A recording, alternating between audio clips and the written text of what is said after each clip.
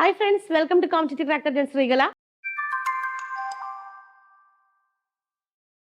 KS വിജ്ഞാപനത്തെ കുറിച്ചുള്ള ഏറ്റവും പുതിയ അപ്ഡേഷൻ ആണ് ഇന്നത്തെ ഈ ഒരു വീഡിയോയിൽ നിങ്ങൾക്കായിട്ട് നമ്മൾ കൊണ്ടുവന്നിരിക്കുന്നത്. സോ തീർച്ചയായിട്ടും മുഴുവൻ കാണുക. കുറച്ച് നാളുകളായി KS വിജ്ഞാപനം വരുമോ, രണ്ടാമത്തെ വിജ്ഞാപനമാണ്, അപ്പം ഇനി വരുമോ വരില്ലയോ, റിപ്പോർട്ടുകളൊന്നും അല്ലെങ്കിൽ ഒഴിവുകളൊന്നും റിപ്പോർട്ട് ചെയ്തിട്ടില്ല, ഇങ്ങനെ ഒരു കൺഫ്യൂഷൻ എല്ലായിടത്തും ഉണ്ടായിരുന്നു. ഡിസംബറിൽ ചേർന്ന PSC യോഗ തീരുമാനങ്ങളിലൊന്നും തന്നെ KS എവിടെയും പരാമർശിക്കപ്പെട്ടില്ലായിരുന്നു. അതുകൊണ്ട് തന്നെ നമ്മൾ ആരും പ്രതീക്ഷിച്ചില്ല ഡിസംബർ 31 തീയതി നമ്മുടെ KS വിജ്ഞാപനം വരും എന്നുള്ളൊരു എക്സ്പെക്ടേഷൻ ആർക്കും തന്നെ ഉണ്ടായിരുന്നില്ല.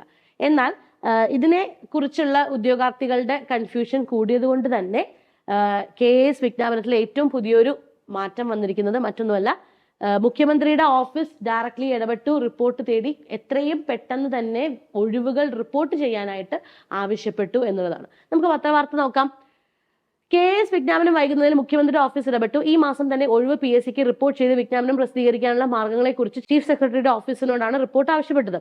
ഏതാനും ദിവസങ്ങൾക്കകം റിപ്പോർട്ട് നൽകാൻ സാധ്യതയുണ്ട്. അതിലെ വിവരങ്ങൾക്കനുസരിച്ചായിരിക്കും മുഖ്യമന്ത്രിയുടെ ഓഫീസ് അന്തിമ തീരുമാനം എടുക്കുന്നത്. ഡിസംബർ 26-ന് കലണ്ടർ വർഷത്തെ അവസാന മന്ത്രിസഭ യോഗം ചേരും. ഡെപ്യൂട്ടേഷൻ റിസർവായി കണ്ടെത്തിയ തസ്തികകൾ KSൽ ഉൾപ്പെടുത്താൻ മന്ത്രിസഭ തീരുമാനിക്കുന്ന പക്ഷം ഈ മാസം തന്നെ ഒഴിവനുസരിച്ച് വിജ്ഞാപനം പ്രസിദ്ധീകരിക്കുമെന്നാണ് പ്രതീക്ഷിക്കുന്നത്. തീർച്ചയായിട്ടും അങ്ങനെ ഒരു പ്രതീക്ഷയാണ് ഇപ്പൊ നമ്മൾക്ക് മുന്നിലേക്ക് വന്നിരിക്കുന്നത്. ഡിസംബർ 26 ചേരുന്ന മന്ത്രിസഭാ യോഗത്തിന് ശേഷം റിപ്പോർട്ടുകൾ അല്ലെങ്കിൽ ഒഴിവുകൾ എത്രയും പെട്ടെന്ന് റിപ്പോർട്ട് ചെയ്യപ്പെടുകയുമാണെന്നുണ്ടെങ്കിൽ ഡിസംബർ 31 വരാൻ പോകുന്ന വലിയ വിജ്ഞാപനങ്ങളെ കുറിച്ചെല്ലാം നമ്മൾ കേട്ടിട്ടുണ്ട് അല്ലെ. HSA, സെക്രട്ടേറിയറ്റ് അസിസ്റ്റന്റ്, അങ്ങനെ ഒരുപാട് വിജ്ഞാപനങ്ങൾ ഈ ഡിസംബർ 31 നമ്മൾ പ്രതീക്ഷിക്കുന്നു. അതിനോടൊപ്പം ഉദ്യോഗാർത്ഥികൾക്ക് സന്തോഷിക്കാൻ KS വിജ്ഞാപനവും തീർച്ചയായിട്ടും നമുക്ക് പ്രതീക്ഷിക്കാവുന്നതാണ്.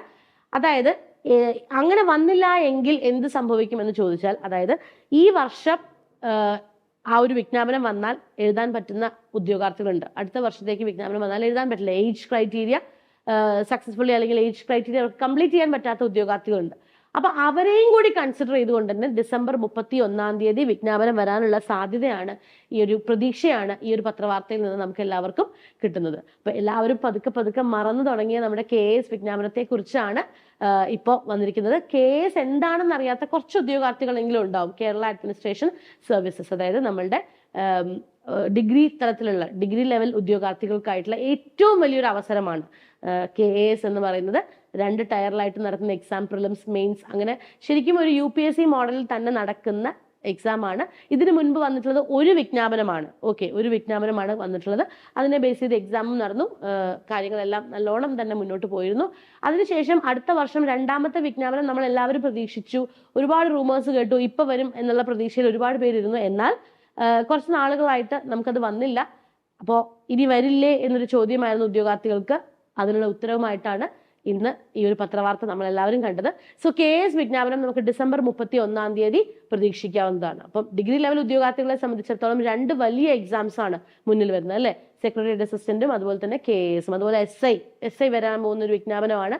അങ്ങനെ ഒരുപാട് വിജ്ഞാപനങ്ങൾ നമുക്ക് വരുന്നുണ്ട്. ഇതിന്റെ എല്ലാം ഡിഗ്രി പ്രിലിംസ് ഒരുമിച്ചായിരിക്കുമോ നമുക്കറിയില്ല.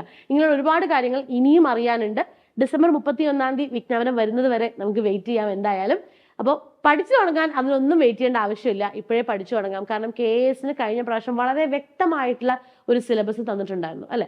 ഡിഗ്രി പ്രിലിംസിനും ഒരു സിലബസ് ഉണ്ടായിരുന്നു. അപ്പൊ തീർച്ചയായിട്ടും നിങ്ങൾക്ക് ഒരുമിച്ച് പഠിച്ച് മുന്നോട്ട് പോകാനുള്ള ഒരുപാട് കാര്യങ്ങൾ ഈ സിലബസുകളിലുണ്ട്. സോ എത്രയും പെട്ടെന്ന് തന്നെ പഠിച്ചു തുടങ്ങുക.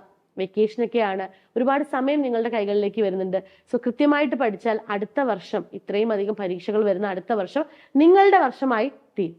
സോ എന്ത് ചെയ്യുക, നന്നായിട്ട് പഠിക്കുക. നമ്മുടെ KS അല്ലെങ്കിൽ നമ്മുടെ സെക്രട്ടേറിയറ്റ് അസിസ്റ്റന്റ് പുതിയ ബാച്ചുകളെ കുറിച്ചുള്ള കൂടുതൽ വിവരങ്ങൾ അറിയാനായിട്ട് നമ്മളെ കോൺടാക്ട് ചെയ്യാവുന്നതാണ്. കോമ്പറ്റേറ്റീവ് ക്രാക്കറിനെ സംബന്ധിച്ചിടത്തോളം ഇത് ആദ്യമായിട്ടല്ല ഈ പരീക്ഷകളിലൊന്നും തന്നെ നമ്മളുള്ളത്.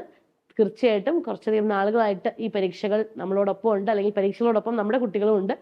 സോ നമുക്ക് കാണാം മറ്റൊരു വീഡിയോയിൽ. ഈ ചാനൽ ആദ്യമായിട്ടാണ് കാണുന്നതെങ്കിൽ സബ്സ്ക്രൈബ് ചെയ്യുക, ഷെയർ ചെയ്യുക. സെക്രട്ടറി അസിസ്റ്റന്റ് അല്ലെങ്കിൽ SI, KS പുതിയ ബാച്ചസിനെ കുറിച്ചുള്ള കൂടുതൽ വിവരങ്ങൾ അറിയാനായിട്ട് ഡെഫിനറ്റ്ലി കോൺടാക്ട് ചെയ്യുക.